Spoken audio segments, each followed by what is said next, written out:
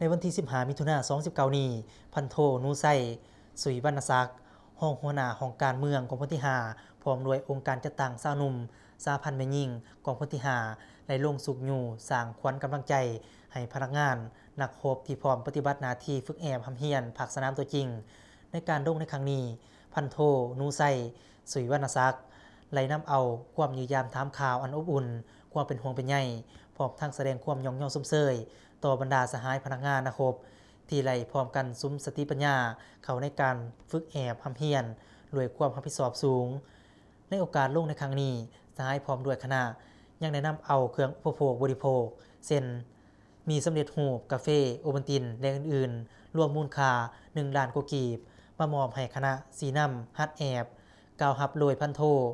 สายสมรสาดีคำห้องหัวหน้าของการเมืองกองพลที่5พร้อมทั้งแสดงความขอบใจต่อคณะพักคณะพรรษา